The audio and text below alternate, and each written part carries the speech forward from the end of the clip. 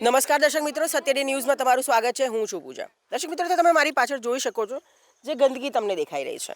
અત્યારે અમે લોકો આવેલા છે ગાયત્રી સોસાયટી, જે તિથલ રોડ પર આવેલી છે. અને અહીંના સભ્યોનો અમને કોન્ટેક્ટ કરવામાં આવ્યો, કારણ કે તેઓ લગભગ નહીં તો 5 થી 6 મહિનાથી આ ગંદકીથી હેરાન થાય છે. કદાચ આપણને અહીંયા કોઈ 5 મિનિટ પણ ઊભા રહેવાનું કહે તો આપણે નહીં ઊભા રહી શકીએ, બિકોઝ અહીંયા એટલી સ્મેલ આવે છે. કારણ કે ગટરનું પાણી જે છે તે લીકેજ થઈ રહ્યું છે. અને આ જે તમે જોઈ રહ્યા છો, આ દ્રશ્યોને અને આ તકલીફને તેઓ 5 થી 6 મહિનાથી ભોગવી રહ્યા છે.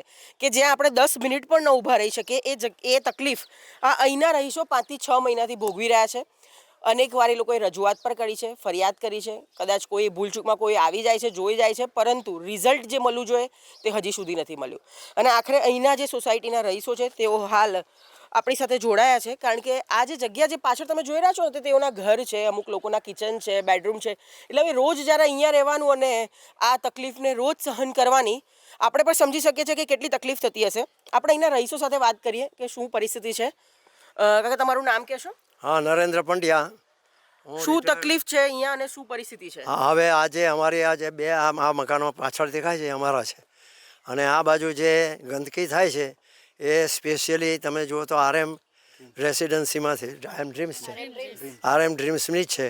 અને એમણે પણ એટલું બધું ગંદકી કરી છે કે ત્યાં પોતાનું ચેમ્બર તોડી કાઢ્યું અને બીજાનું જે થવાનું હોય તે થાય. જ્યારે અમે લોકો એમને એપ્રોચ કરવા ગયા ત્યારે એ લોકો ગમે તેમ બોલ્યા.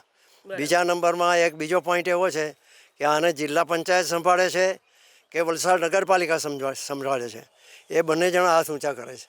શું તકલીફ પડે છે અને તમે ક્યાં ક્યાં અત્યાર સુધી રજૂઆતો કરી? અમે આ અમારા વોર્ડના સભ્યશ્રીને રજૂઆત કરી. એ લોકો ઘણીવાર આવ્યા, આરોગ્ય વિભાગવાળા પણ આવીને જોઈ ગયા. આ અમારું કિચન છે, અહીંયા અમારું ડાઇનિંગ એરિયા છે, આ બાજુમાં પણ કિચન છે, આ બાજુ બી એરિયા. સવારે ને સાંજે એટલી બધી સ્મેલ ખરાબ આવે કે અમને વોમિટ થઈ જાય છે. અમારે અહીંયા અમારે ત્યાં સોસાયટીમાં એટલા બધા સિનિયર સિટીઝન છે, તો રોગચાળો ફેલાય તો મચ્છર બી થાય. તમે પણ કેટલા ટાઈમથી આ પરિસ્થિતિથી અત્યારે હેરાન છો? તમારું કિચન અહીંયા પડે છે, શું કહેશો પાલિકાને?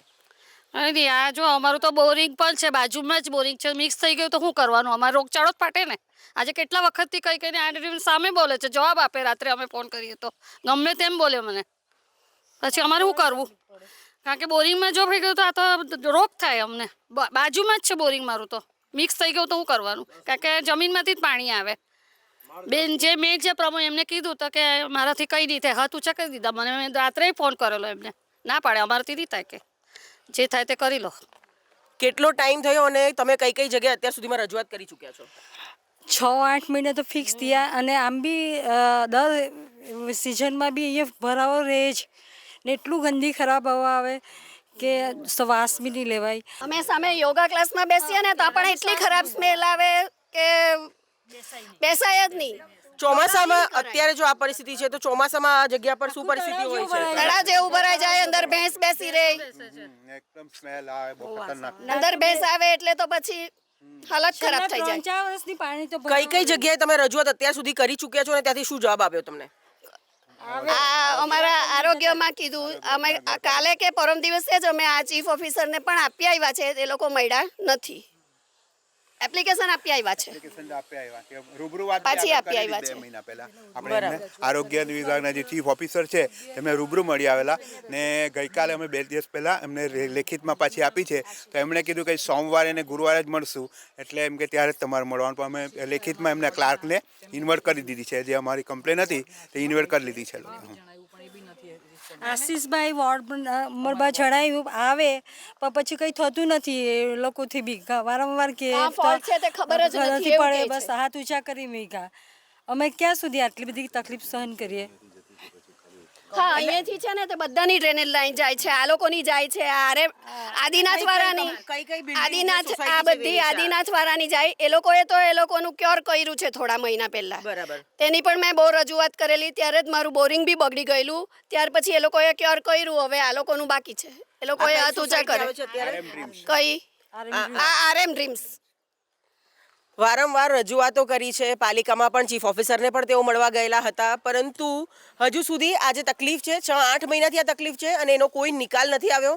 તો અત્યારે પણ આ રહીશોનું એટલું જ કહેવું છે કે પાલિકા દ્વારા કોઈ ચોક્કસ એક એક્શન લેવામાં આવે અને આ જે તકલીફ છે તેમનો જે પ્રોબ્લેમ છે તે સોલ્વ કરવામાં આવે. આરોગ્ય ખાતામાં પણ રજૂઆત કરવામાં આવી હતી અને ચોક્કસ એ વાત છે કે જ્યારે આ પરિસ્થિતિ છે, ગટરની લાઈન જે જઈ રહી છે, આ પાણી જે બહાર આવી રહ્યું છે, સ્વાસ્થ્ય સાથે પણ બહુ બધા ચેડા થઈ રહ્યા છે, કારણ કે સતત તમે જ્યારે આ ગંદકીની વચ્ચે રહો છો ત્યારે હેલ્થના પણ ઘણા બધા ઇસ્યુ થાય છે.